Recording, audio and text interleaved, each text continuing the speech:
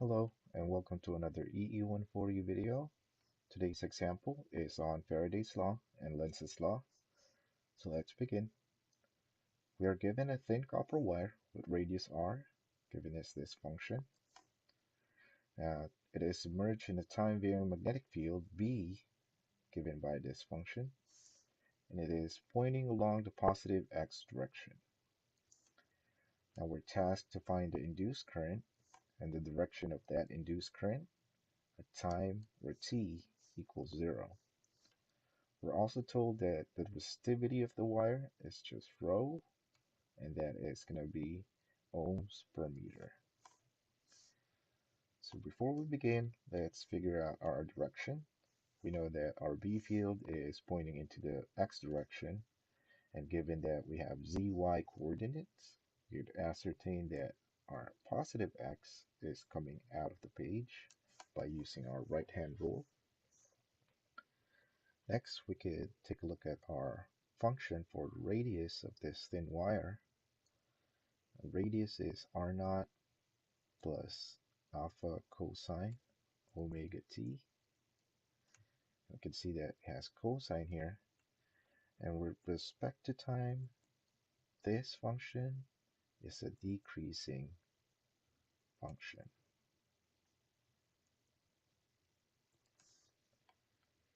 Now for our B field, also given B0 beta t squared. Again, with respect to time, this term is going to get larger. So if we subtract that from B0, we can ascertain that this is a decreasing function.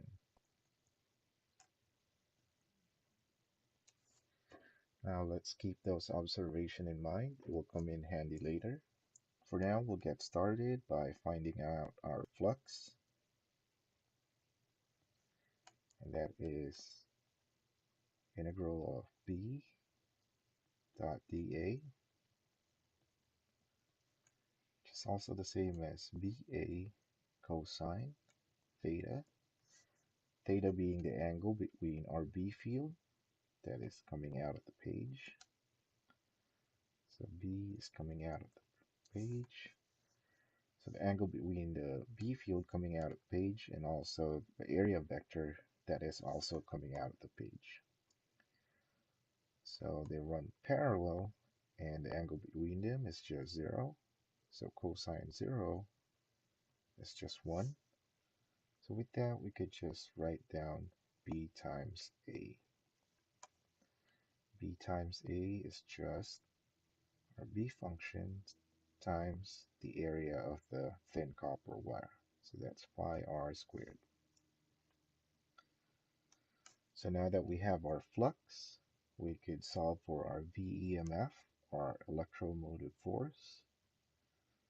And that can be obtained by doing negative d flux dt. So we'll just put negative. Remember, we have to do product rule and chain rule here. So we'll do it this way.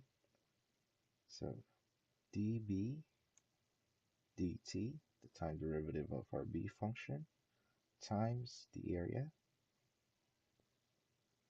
plus dr dt, time derivative of our r function. Remember, we have to do chain rule here as well. So that's going to be 2 pi r times our b function. Right? Now that we have our VEMF, actually let's expand on that one. Let's expand on this one. So the first term is just going to be 2 beta t pi r squared. Right?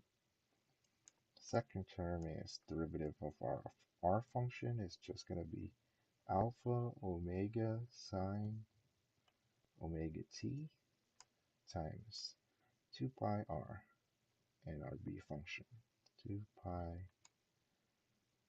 r function and our B function, right? So that is our VEMF. Now we could calculate for our I induced by dividing VEMF by our resistivity.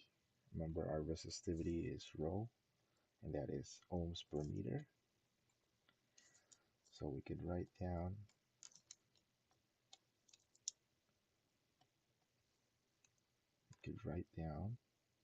2 beta T pi r squared plus alpha omega sine omega t.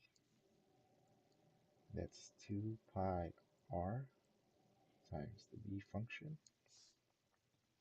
all over rho. Now remember, it's ohms per meter, so that's going to be ohms per length. But what length? So it's just going to be the length of this loop, which is also the circumference of the circle. So it's just going to be 2 pi r. Now we could cancel this one with this, also this.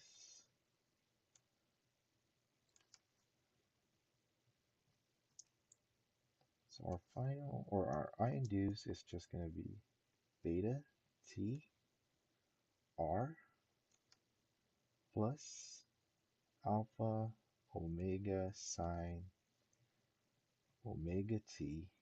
And now we could write the function for B as B naught minus beta t squared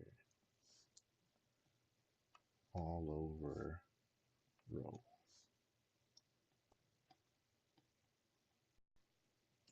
Now you may have noticed that I omitted the sign here. That is because we'll let Lenz's law determine the final sign of our I-induced function. This is in amps, by the way. So recalling our observation earlier, right? So we have the function for R, decreasing function. What does that mean? So that means that if the area of this ring over here is decreasing, it's letting less and less B field through it. And Lenz's law says that the system will induce a B field to oppose that change. So the B induced here, B induced, is going to be coming out of the page as well, since the area is decreasing. So therefore, from the area, our I induced is going to be, so we'll let this be our thumb, or right thumb. Thumb coming out of page, and the I induced curl of our fingers. So this is going to be counterclockwise direction. Now for the B field function, it's also a decreasing function. That means less and less B field is also passing through this loop. So again, with Lenz's law, says that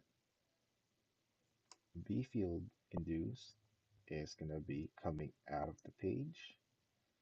Again, this is our right thumb. So with that, our I induced coming from decreasing B field is also counterclockwise. And since our initial B field is coming out of the page, and our initial direction for our current is counterclockwise, that means that the sign down here is just going to be positive, since we also have a counterclockwise direction from our area and B field. So just to summarize the result that we obtained, the radius, therefore area decreasing, our B induced is coming out of the page, and our I induced going to be counterclockwise.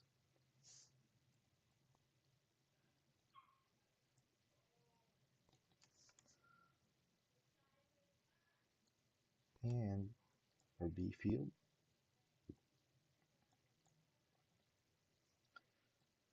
decreasing.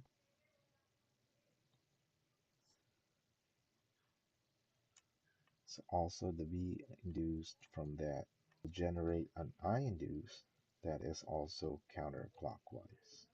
So both contributions are doing counterclockwise, and therefore our sign here, since our initial direction is counterclockwise positive, sign over here is just going to be as it is.